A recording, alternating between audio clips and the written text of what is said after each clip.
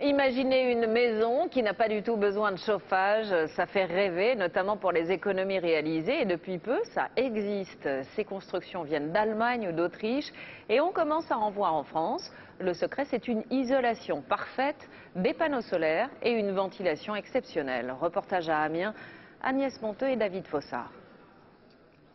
Côté sud, elle est ouverte sur la chaleur du soleil.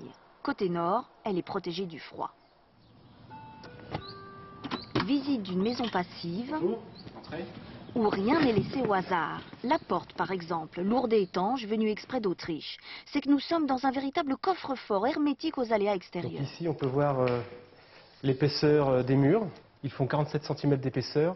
La fenêtre est en triple vitrage. Ici, il y a des points de fermeture. Ils sont au nombre de 12 et ça évite toute infiltration d'air. Le seul chauffage, c'est pour l'eau chaude, avec des panneaux solaires. Pour le reste, même pas une cheminée qui serait bien trop puissante, mais une ventilation perfectionnée. L'air froid venu de l'extérieur se réchauffe d'abord grâce à la chaleur de la terre, puis au contact de l'air chaud rejeté de la maison, il monte jusqu'à 18 degrés. C'est toute l'astuce. En cas de grand froid, une résistance électrique se met en marche. Nous n'avons eu besoin d'un apport de chaleur électrique que pendant à peu près une quinzaine de jours dans l'année. En tout, ça vous coûte combien? Donc 200 € maximum Sur l'année? sur l'année. Pour 135 mètres carrés, c'est sûr, c'est pas cher.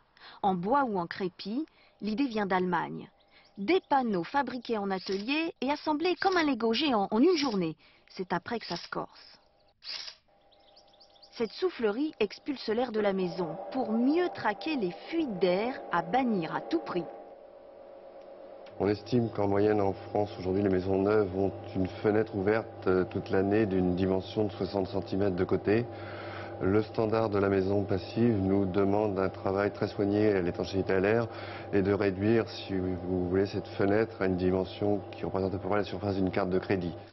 Il y a moins de 50 maisons comme celle-ci en France. Pourquoi?